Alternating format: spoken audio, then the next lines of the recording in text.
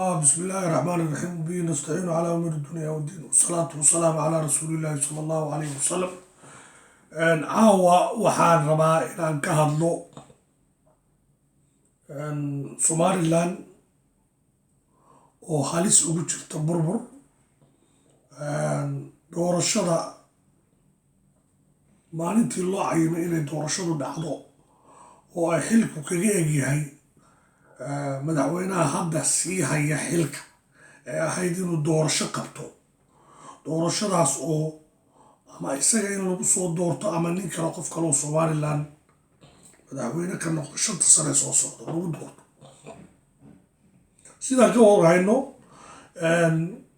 ilaa iyo 19 waxaa soo maray dhowr madaxweyne. nidaamkii qoriisu dhiibka ee Somaliland maamul ahaan dowlad ahaan ama maamul ahaan marba doorasho dhacaysay oo hadday xitaa doorashada dib u dhacdo kale nidaam sax ah oo la isla wada ogol yahay ay dib ugu dhacaysay. nidaamkii waa la laalay, waana sababta keentay in aan ka hadlo war saxaafadeedkan maanta wuxuu ku wajahan yahay xaaladda 13 November oo caawa 12 habeenimo bilaabmaysa. xaaladda Somaliland isbedelka ku iman kara, mas-uuliyadda cidda qaadaysa burbur hadduu yimaado. 5 sano ee lasoo dhaafay ugu yaraan 6 goor baan tegay Somaliland. 4 goor oo ka mid ah madaxda Somaliland si toos ah ula hadlay. waxaan kala hadlay geeska Afrika isbedelkii ka dhacay markii xukunka laga riday dowladdii kooxda iminka xukunka Somaliland haysata, dowladdii meesha keentay ee Tigreegu hogaaminayeen. dadku wax badan kama warhayaan. 1993, 94, 95, 96 Somaliland wixii ka dhacay waa dhex taagnaa waana ogaa. ciidamada Tigreegu dagaalka si toos ugu jireen, waxayna ka mid ahaayeen siyaasaddii waddankan kooxda iminka joogta ay waddanka xilligaas dagaalada uga rideen. siyaasaddii ka dambeysay bay ka mid ahaayeen. dowladdii markaa Tigreega ee Ethiopia xukumaysay siyaasadday lahayd iyo ujeedaday lahayd iyo waxay samaysay oo dhan waa burbureen. 20 iyo dheeraad sano nagu qaatay in aan Abiy Ahmed iyo rag la mid ah oo muslimiin ah oo Ahmed Shiday ka mid yahay, Jawaar Maxamed Jawaar, dadka majority-ga Ethiopia ee geeska Afrika ugu badan, ama Soomaali ha noqdo ama Oromo ha noqdo, in dadkaasi taliyaan muddaan wadnay waa ku guulaysanay. markii isbedelku Ethiopia ka dhacay wafdi baa Hargeysa Muqdisho anoo ka imi, wafdi Hargeysa yimi baa ka mid ahaa. waa la hadalnay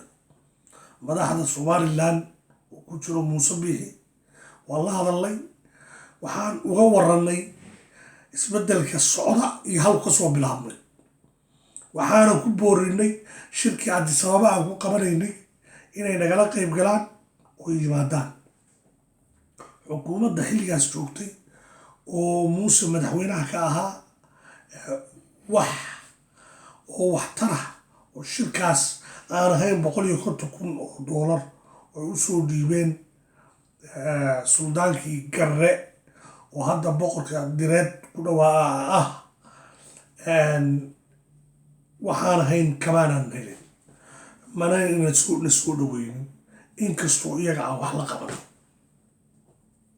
laakiin oday dhaqameedyadii uu ka mid yahay Suldaan Xasan iyo oday dhaqameedyadii Somaliland oo dhan way nagala soo qayb galeen, wayna ku mahadsan yihiin. waxaan rabaa markaa inaan ka hadlo xaaladda dhabta ah ee somaliland ka jirta way ka fog tahay waxa muuqda. muuse waa keligii, saaxiibadii ku hareeraysnaa ee la talinaya oo dhan waa ka dareereen. arrinkan qabiil maaha, waxaa weeye somaliland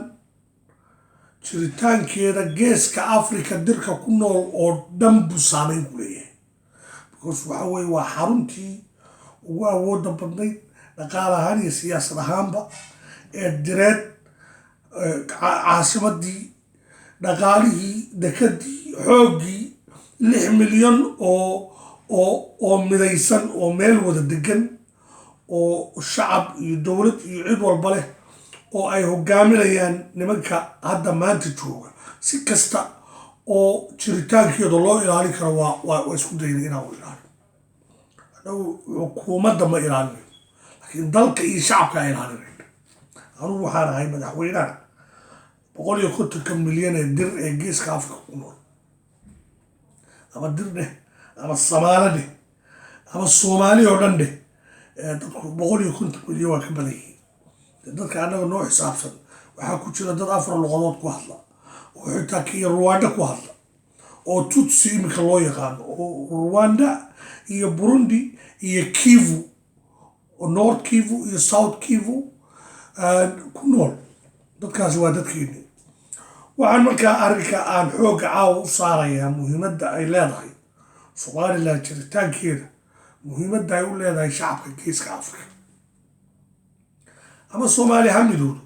ama ha kala goodo, taas waa arrin soomaali u taala. laakiin annagu waxaan ka hadlaynaa awoodda taala somaliland dhaqaale ahaan iyo siyaasad ahaan inay badbaado oo shacabka somaliland ku nool ay badbaadaan.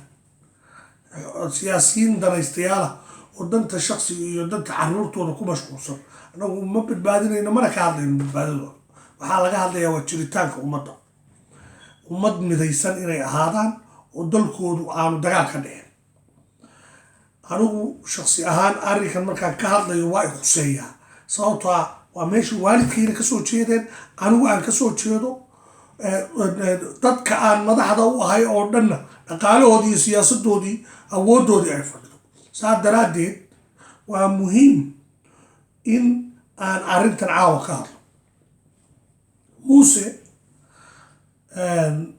anigu saaxiibkiis cabdisalaam yaasiin oo aniga adeerkii ah, oo shirkii nagala soo qayb galay, addis ababa nagala soo qayb galay, oo ninkii shirka daadihinayay ahaa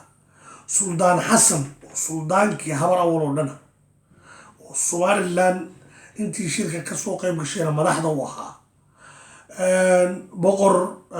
buurmadow cismaan, kulli addis ababa waa ku wada hadal. muuse nin aan ka dayrinayn 3 nin kuma jiro. waa 4 sano ka hor, 3 sano ka hor. muuse dhaliishiisu waxay ahayd inuuna cidna dhegaysan, hanti urursi iyo hanti boobna uu ku mashquulsay. war siyaasigu ama madaxweynuhu hadduu lacag iyo adduun ku mashquulo inuu boobo macna ma yeesho, ummaddana waxba uma qabto. nin fashilmuu noqdaa. horey waxaan u soo dhaceen ummadaha adduunka soo maray oo dhan ninkii xil haya ee adduunyo ku mashquula iyo wax adduunyada ku hareeraysan inuu urursado uu fashilmaa. laakiin xuquuqda dadka ninkii iska bixiya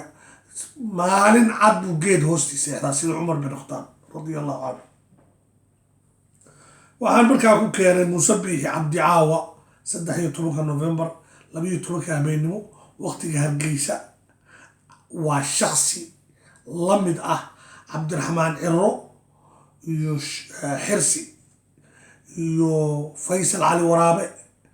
iyo dadka shacabka somaliland buu la mid yahay caawa laga bilaabo. anigu shaksiyadayda waxaan sidaa u leeyahay waxaa weeye muuse haddii uu 5 sano lasoo dhaafay diyaarin lahaa nidaam isbedel, xitaa isaga dib ha loo soo doortay, uu doorasho u diyaar garoobi lahaa, oo uu ixtiraami lahaa ragga ay wax ka dhexeeyaan, oo annagana ixtiraami lahaa, oo madaxdii geeska africa ixtiraami lahaa, odayaashii dhaqanka ee isaga uu ahaa suldaanka iyo madaxda uu ahaa u ixtiraami lahaa may soo gaadheen caawa in la yidhaha muuse 13 bisha laga bilaabo waa shakhsi caadi ah aniga oo ah Haabil Cabdi Haybe waxaan caawa ku dhawaaqayaa organizationka iyo kacdoonka Somaliland Revolutionary Army ama Somaliland Revolutionary Alliance kacdoonka aan ku dhawaaqayo wuxuu ku baysgaraysan yahay cadaalad Somaliland cadaalad ay dhacdo in dadku sinaadaan inaan aristocracy iyo dictatorship iyo koox gaar ah ayna qadaynin ummadda kalena aanay dhimanin waxaas waa wax Soomaaliya ku burburtay in gaara inay wax walba iyagu qaataan dadkuna ay baktiga xalaal u noqdaan waxaan 30 sano ka hor bay shaqeyn waayeen 40 sano ka hor wixii 40 sano ka hor shaqeyn waayay Afrika oo dhan maanta oo 2022 la joogo in muuse uu ciyaalkiisa iyo ilmihiisa ka dhammaan waayo oo ilmihiisu ay ciidan gaaro special force intay samaystaan ay isku dayaan inay ummadda abuse gareeyaan taas wax laga yeelaya ma anigu Haabil anigoo ah waxaan ku dhawaaqayaa caawa laga bilaabo arrinka Somaliland number 1 baa ka ahay kacdoonka Somaliland ka jira number 1 baa ka ahay Somaliland Revolutionary Alliance Army waxay doontaa noqoto kacdoonkaas number 1 baa ka ahay waa inuu dhacaa isbedel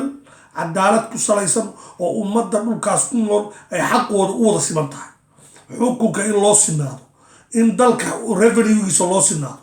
in dhaqaalaha loo sinaado in siyaasadda loo sinaado in ummaddu ay noolaato oo shacabku noolaadaan waa xuquuq la wada leeyahay oo qof kastoo muwaadin leeyahay waana ku dagaalamaynaa haddii lagu ka dhigto waa ku dagaalamaynaa ma ka tanaasulay markaan arrinkaas caawa 13 November ay halka ay soo gaadhay aan soo faragelinayna ujeedo weyn baa ka dambaysa jiritaankii baa ku jira jiritaankii ummadda geeska Afrika ugu badan baa ku jira Somaliland cadaalad ka dhalato cadaalad inay ka dhacdo Somaliland waa muhiim dibadbaxyada barina kacdoonka ugu weyn waa inuu noqdaa in ummaddu ay u kacdo xuquuqdeeda oo ay hesho xaqeeda caawa ergu u diray Faysal Ali Waraabe iyo waxaan leeyahay ninka la yidhaahdo ina waran cadde iyo duur oo labadaba wasiiro hore u soo ahaan jiray ayuu caawa wuxuu u diray madaxdii mucaaradka Somaliland in ay barito kacdoonka baajiyaan arrintan waa very important kacdoonkaas walaa Cirro walaa Xirsi walaa Muuse wax joojin karaa ma jiro suu bilaabmay waa qasab in isbedel dhaco muusena uu iscasilo waliba anigu waxaan soo jeedinayaa muuse caawa laga bilaabay inuu iscasilo madaxweyne ku-xigeenka inuu doorashada gaadhsiiyo oo muuse lagaba sugin ma doorashada sugin sababtoo ah doorasho kama suuroodo muuse inuu qabto cadaalada sidaa daraaddeed waa inuu iscasilaa hadduu iscasili waayo waddanka oo dhan waa in kacdoon laga sameeyaa waa in kursiga muuse xoog looga dejiyaa sababtoo ah muuse wax kasta waa kala hadalay wargeeska Afrika ummadii ku noolay oo dhan madaxdoodii baa u soo dirnay si waxaan goor hore loo dhameeyo wuu diiday waxaan kala hadalay inuu wax nala qabto isagoo aan wax la qabano ummadana laga badbaadiyo inay isku dhacdo wuu diiday keligii talisnimo iyo inuu wiilkiisa madax ka dhigo oo ku abuse gareeyo wiilkiisa oo wiil yar inuu ummadda ku abuse gareeyo xaafadaha Hargeysa ayuu gaadhay inta kadib baabuurta ka soo degto uu 30 baabuur 40 baabuur oo ciidanka nabad sugidda u socday intuu leexsado inuu ciidan gaar ah hub ku samaysto oo ciidan gaar samaysto waxaas wax la yeelaya ma waddankan waxaa ka soo dhacay waxaan ilmaha yaryar ay ku dhashay ina ka warhaynin hore ku soo dhacay mana yeelino waxaas iyo wax ku dhowto qodobka koowaad ee ku saabsan xaaladda caawa 13 November laga bilaabmaysa 24 saacadood soo socda somalilan wixii ka dhaca muuse mas-uulka ah 5 sano la bariyey 5 years muuse lala hadlayay si kasta waa loola hadlay waxaa u soo dirnay 9 abaagade ayaan u keenay in lala tiriyo abaagada khadiir abaagada cumar intaas oo abaagadaan u keenay shirka markaan qabanaynay 5 baan u keenay abaagade kala hadalnay wax kasta oo geeska afrika jira waxaa u muuqda kursiga uu ku fadhiyo iyo ummadaas labadaa daamood ay soo fiirinayo inuu midna gaajo ku baktiyo midna uu yidhaha hantidayda ooleysha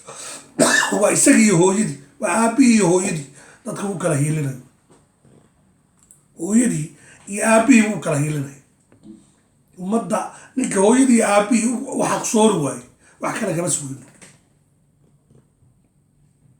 marka si dalka looga badbaadiyo burbur ku yimaada waa in muuse biixi isxasilaa caawa 13 November caawa waa inuu isxasilaa haddii kale waa kacdoon shacab in lagu kiciyo in koone ka koone dagaal lagu furo isagaa doontay dagaal maaha qabiil maaha waa kacdoon shacabi wey ummaddu inay ku kacdo oo suldaankiisii wey suldaan xasan suldaankiisa la adeeca muuse waxa weeye waa shaksi wey danaysta ah oo kursi war ninka boosaska iyo maaragtay guryaha ummadda iyo beerta jacas buu haystaa ninka ka xishoola isagoo madaxweyneha dadka dhulka iyo waxyaabaha waxaasoo kale wax la aqbali karaaba ma ahaba cadaalad lagama sugi maayo ninkaasoo kale waxaan kaloo la hadlayaa xildhibaanada somalilan ee xilka u haya baarlamaanka u fadhiya ummadda shacabka somalilan baarlamaanka u fadhiya xildhibaanadu waa inay caawa waa inay hadlaan berri subaxii waxaa laga rabaa xildhibaanadu inay press conference qabtaan inay warbaahinta la hadlaan oo yidhaha muuse waa inuu isxasilaa ma jirto waxa la yidhaha 2 sana la kordhiyo ninka odayga 9 jirka ee khalkhalsanaya ee Saleemaan muxuu kordhi karaa isagaa u baahan in la xanaaneeyo la seexiyo meesha odayaasha lagu xanaaneeyo 9 iyo dheeraad sano jira see Saleemaan wax looga dhageystaa maanta intuu ummadii dab geliyey buu diyaarad soo goosto la dhageysoo tagay in maxkamad la soo saaro xildhibaanada somalilan waxaa leeyahay wax ka hooseeya iscasilid kama hadli kartaan bari haddaad dalka rabtaan inuu badbaado qodobka markaa kacdoonka waddanka ka dhacaya iyo qaabka waan ka digayaa 2 nin ninka la yidhaha xirsi oo ah guddoomiyaha xisbiga waddani iyo ninka la yidhaahdo ciro oo ah musharaxa mucaaradka labadooda waxaan uga digayaa inay tanaasulaan hadday ka tanaasulaan mowqifkooda ummaddu inay cadaalad hesho oo la helo oo muuse isxasilaad wax ka yar hadday ka hadlaan oo barito wax ka yar kacdoon ay ka hadlaan waxa weeye labadooda laga bilaabo inaanay ummaddaa waxba xil damba u qaban xisbina madax u ahaani waa muhiim arrintaas waa muhiim in cadaalad la helo muuse waa diiday wax kasta waa diiday annagaa la hadalnay u tagnay oo nir war ummadda ka badbaadi dagaal iyo rabshad ka badbaadi muuse wax walba waa diiday raggii la taliyaasha cabdulsalaam yaasiin uu ka mid ahaa ayaa afkooda ka haynaa muuse waxba waa diiday wax kasta si kasta waa loola hadlay marka qodobkaas kacdoonka somaliland revolutionary alliance ama aami halkaasa kaga baxaya qodobka labaad aan maanta raba inaan ka hadlo waxaa weeye dowladda federaalka ee soomaaliya iyo international community-ga dowladda federaalka soomaaliya waa dowlad soomaaliyeed oo soomaaliya loo aqoonsanyay inay dowlad ka tahay ninka madaxda ka ah dhiil buu hoosta kala jiraa muuse biixi doorashada markuu soo galayna habeen iyo maalin saas uu soo wacayay doorashadii hore xasan sheekh lagu soo doortay hargeysa intaasoo goor buu tegey oo uu hoostu kala socday wixii muuse iyo xasan waa la wada socday markaan leeyahay muuse iyo xasan waa la wada socday waxaan arrintan uga hadlayaa waxaa weeye waa wax huseeya ummadda oo dhan wax huseeya xasan sheekh maxamuud 6 bilood oo waddanka joogay diyaarad kamuu degin dhaqaalihii waddanka siyaasaddiisii xilkii ra-iisul wasaaraha xilkii wasiirka arrimaha dibadda xilkii wasiirka maaliyadda xilkii wasiirka gaashaandhigga nabad sugidda oo nin adag uu u fadhiistay oo isaga kaba sii daran mooyaane intii kaloo dhan isagaa maamusha maxaa wasiirka arrimaha gudaha xilkiisii isagaa maamula waa nin waayo araga wasiirka arrimaha gudaha marka loo eego xasan waa ninka waayo aragsan haddana isagaa xilkiisii haystay xasan sheekh maxamuud wuu ku fashilmay soomaaliya inuu cadaalad u sameeyo cadaaladdu waxay ka bilaabataa inaad ummadda u sinaato ummadda aad madaxda u tahay inaad u sinaato oo aanad kala eexaysanin ood reer iyo qabyaalad samaynin bay cadaaladdu ka bilaabataa xasan ummadda uma sinaanin qabyaalad buu sameeyey eexa buu sameeyey shaqaalihii madaxtooyadu ka bilaabay shaqaalihii nabad sugiddu ka bilaabay madaxtooyadu ku xijiyey xilalkii sarsare ee dowladda reerkiisa si soocaba wasiiro xula u siiyey oo wuxuu sameeyey kuwa aan reeraha kale siiyan isagaa toos maamushay wuxuu sameeyey oo kale wasaarad walba dad buu geystay oo reerkiisa ah si uu kontaroolo hay-adihii dowladoo dhan reerkiisu ku qoray safaaradihii waddankoo dhan meelihii muhiimka ahaa oo dhan wuxuu ku qoray dad isaga u wato reerkiisa ah wax uu ummadda cadaalad u sameeyey ma jirto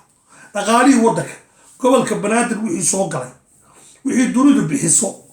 wax walba jeeb ku shubanay ummaddii soomaaliyeed baahi baa xamar loo dhex fadhiyaa albaabadu ka xidha qof inuu u yimaado ma ogola anaa markhaati ka ah iyadoo xildhibaano intay u tageen uu yidhi xildhibaanada yaan lai soo deynin intuu la hadlay ayuu wuxuu yidhi caawa laga bilaabo qof xildhibaan oo ii iman kara ma jiro qofna iima keeni kartaan iyadoo hadda la diyaarinayo dowladnimadii soomaaliyeed in la dhiso oo beelo la raba in dadka wax loogu qaybiyo ayuu wuxuu ka xidhay albaabka xildhibaanadii iyo dadkay matalayeen dowlad buu iska soo dhistay nin qabri dahare ka soo jeedu ra-iisul wasaare ka dhigtay oo isaga xoghayn u ahaa xoghayntiisii xisbiga ayuu ra-iisul wasaaraha ka dhigay haba ka dhigee waa nin soomaaliyeedoo meeshu doonu ka soo jeedi karaa laakiin bal problemku waxa weeye shaqadiisiina isaga qabanaya dalkan cadaalad buu baahaya cadaaladduna waxay ka bilaabataa marka hore in aad guriga ugu horeeya madaxtooyada ina cadaalad ka samayso 80 qof buu shaqo siiyey madaxtooyada 5 ama 7 qof mooyaane inta kala dhan waa reerkiisa marka dadkii madaxtooyada ka shaqeynayay markaad ku bilowdo oo aad ciidamadii nabad sugidda oo aad wax walba oo wasaaradihii muhiimka ah oo safaaradihii oo dhaqaalihii xarumihii dhaqaalaha oo xogxaymihii oo gobolkii banaadir oo meel walba imikana waxa weeye dagaal hubka lagu boobay oo dhaqaalaha waddanka lagu boobay oo bannaanka lagaga soo urursanaya dagaal argagixisaa ku jirta baaba la furayba waan wax faa'iidaa laga helay maxaa dowlado waaweyn oo ruushku ka mid yahay oo marayku ka mid yahay baa ka adkaan waaye dalabaan iyo alqaacida ka adkaan waaye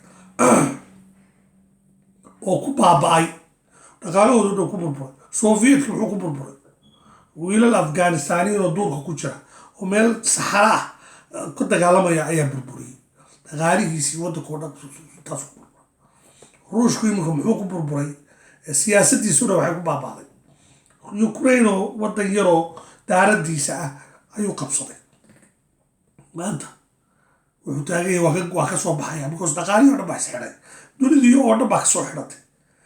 dagaal niman caalamka oo dhami wax ka gato oo hubka loo keeno oo waddamada dariska ah hubka looga keeni jiray oo dibadda diyaarada looga soo dejinayay night vision googles darayskooda waxooda oo dhaqaalahooda carabtu bixinayso khaliijku bixinayaan oo siyaasadii iyo dhinac walba maraykan iyo sirdoonada caalamka oo dhan la shaqaysta baa la dagaalamaya adduunku waxa weye cid walba waa og tahay waxa soomaaliya ka jira cidda wada waa og tahay wax qarsoon maaha marka dagaalkaas waa dagaal 5 sano ee 4 sano ee soo socota xasan uu ku dhamaysan doono isagoo fashilmay already waa fashilmay xasan fashil buu dhex fadhiyaa wuxuu haya ma jirto wixii lacag yar waddanka soo gashan isaga iyo waxaa kala goosta nimanka sare xelalka u haya ee weliba isaga gaarka ugu dhow dhaqaalihii waddanka qaybna diyaarad bay ku baxday qayb sanad iyo barhka soo socda wasiirka arrimaha dibadda wax dhaqaalaha oo gooni wax u maamuli kara ma jiro wixii uu ku dhoofi lahaa iyo wixii uu diyaarad ku fuuli lahaa wixii dhan xasan baa isticmaalay arano anigu siduu xasan u fikiray international communitygaas oo hadha international community nairobi ama ha fadhiyeen ama xalane ha fadhiyeen waa la soconnaa afrika oo dhan rag nairobi iyo abidjan iyo maaragtay cape town iyo kala fadhiya baa ka tashada oo waxay doonaan ka sameeya buusahaas iminka caawa loo taagi lahay hadday caawa teleefon usoo diraan yidhahdaan beri isxasil usxasilay ummaddiisiina waa dhegeysan lahay international community waxaa la hadlay waxaa leeyahay dalka dadkii iskala haabaan nahay dalkayo dowlad male oo dhaqaalihiisii waa la burburiyay oo hawadiisii diyaarado aan lacag bixinin baa iska baran baddayadii kuuriya iyo china iyo indonesia iyo latin america mafia ka timaada iyo yurub greek wadamo aan la garanin portugal spain wadamo asia iyo far east maaragtay latin america ku yaalla maraakiibtooda ka kalluumaysta oo kalluunkaygii xadaa meesha caalamka nimanka la baxay satellite-ka iyo diyaaradaha iyo nidaamka caalamka ee marin badda maritime-ka iyo nidaamka maaragtay diyaaradaha aviationka wax walba way ka warhayaan markab kastoo badda ku jira way ka warhayaan waddankaygii waa laxda badda ha noqoto bariga wixii minerals ku jiray oo dhan niman hay-ado iyo iska dhigaya bahalkii baa intay yimaadaan qaata oo ummaddii oo dhan maaragtay xadaya waddankeega inuu sidaa ku jiro oo maalin walba 1,000 qof 500 qof ay bam ku dhintaan oo aan dowladnimadayadii lagu ciyaaro oo dadkaygii ruwaayad loo dhigo oo la yidhaha mar macawisley iyo marba barnaamij naloo soo aasaaso nalagu mashquuliyo ma yeelin international community waxaan leenahay dalka annaga iskale ciidanka afrikaanka mushaharka aasiisaan ee 1,500 iyo 2,000 doolar aasiinaysaan askartooda iyo baabuurta bullet proofka siisaan maxaa diiday in ciidanka soomaalida la siiyo oo dalka dowlad yeesho oo ciidan yeesho waa ognahay waxaan oo dhan u dhacaya waa la socnaa waxaan la hadlayaa international community inay si saxa waddankeega dowladnimadeeda u ogolaadaan waxaanay noo keeneen ama muuse ha noqdo ama ha noqdo xasan xamar jooga ama waxaan xunay maamulada sheegtay ee reeraha xaafadaha calamada samaysta ha noqde inay ummadda waxa naga horkaxeeyaan dalkani dowlad yeesho asalaamu calaykum waraxmatullaahi wabarakaatu